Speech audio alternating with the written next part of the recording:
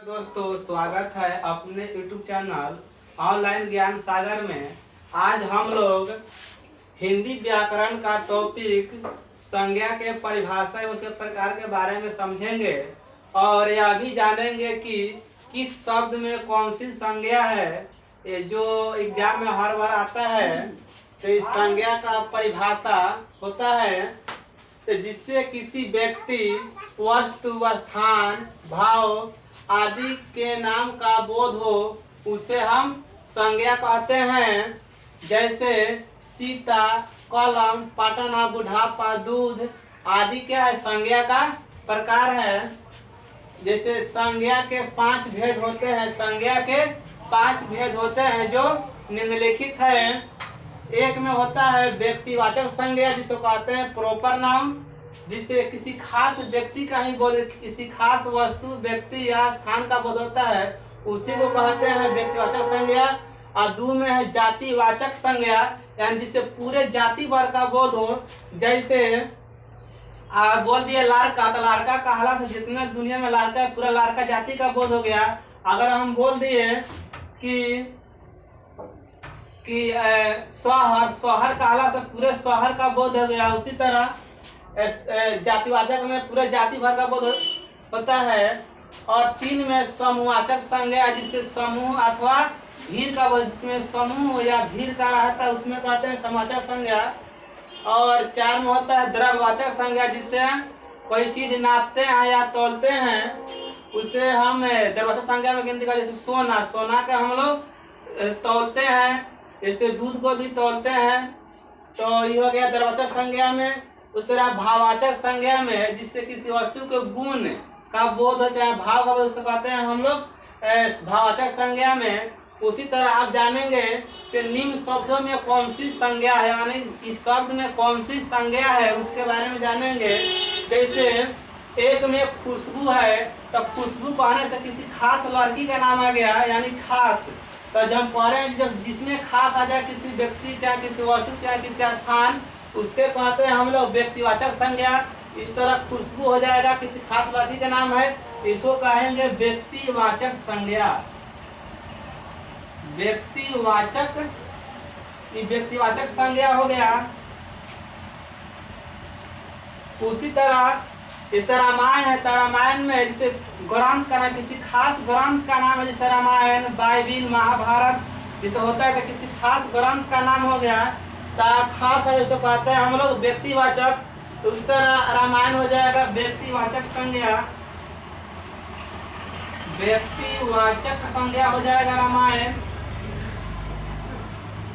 व्यक्तिवाचक संज्ञा। उसी तरह पटना है, तो पटना कहने से किसी खास शहर का बोध हो रहा है। जब भी खास आता है उसको कहते हैं व्यक्तिवाचक। तो पटना के जिसको कहेंगे हम लोग व्यक्तिवाचक संज्ञा हो गया। व्यक्तिवाचक संज्ञा ये हो गया व्यक्तिवाचक संज्ञा। इसी तरह सवाल 4 है गंगा। गंगा कहने से किसी खास नदी का नाम का बोध हो रहा है, तो इसमें भी खास आ गया, इसको भी कहेंगे व्यक्तिवाचक संज्ञा।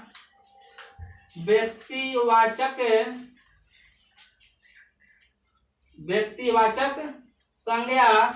उसी तरह जैसे सोमवार है, तो सोमवार कहने से किसी खास दिन का बोध हो रहा है, सप्ताह, पूरे सप्ताह का नहीं, किसी खास दिन का। तो जब भी खास आता है उसको कहते हैं हम लोग व्यक्तिवाचक ही हो जाएगा, व्यक्तिवाचक संज्ञा भी हो जाएगा, व्यक्तिवाचक संज्ञा।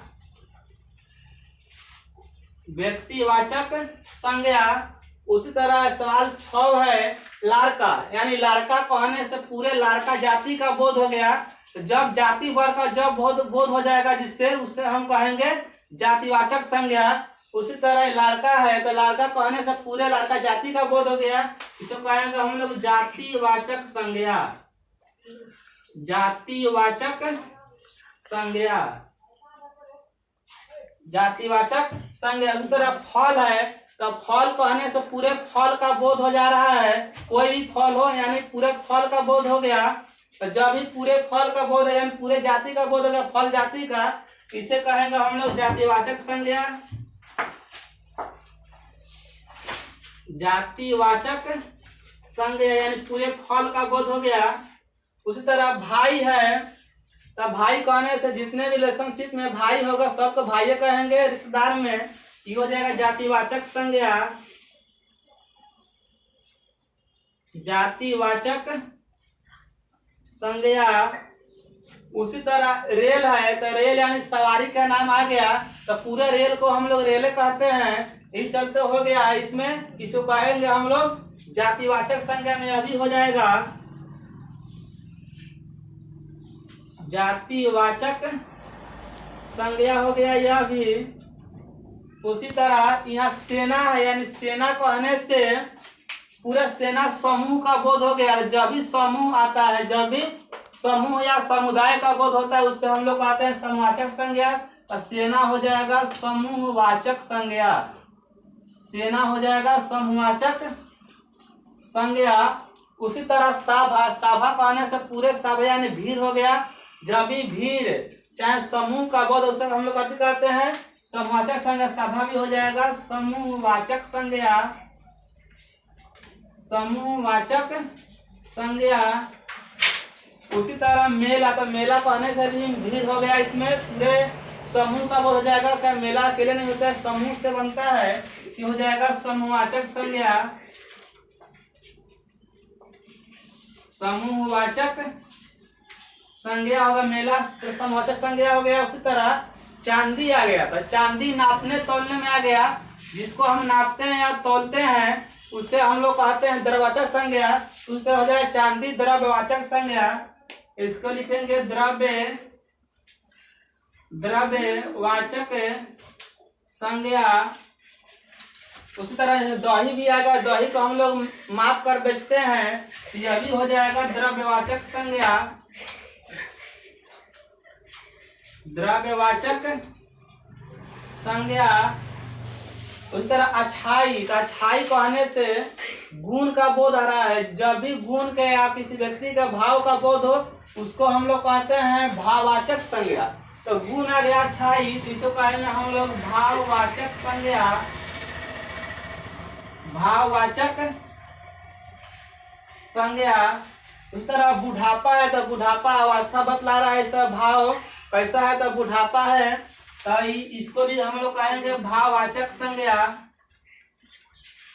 भाववाचक संज्ञा। और 17 में मिठास, तो मिठास कहने से भी इसका मीठा माने भाव का बोध रहा कैसा है, तो यह मीठा है, इसको भी हम लोग कहेंगे भाववाचक, भाववाचक संज्ञा, भाववाचक संज्ञा कहते हैं। तो आज के वीडियो में हम लोग पढ़े हैं कि संज्ञा के परिभाषा और उसके प्रकार, कौन कौन संज्ञा है और किस शब्द में कौन सी संज्ञा है, आज हम लोग पढ़े हैं। तो अगर यह वीडियो पसंद आया है तो लाइक शेयर एंड सब्सक्राइब करना ना भूले। तब तक जय हिंद जय भारत।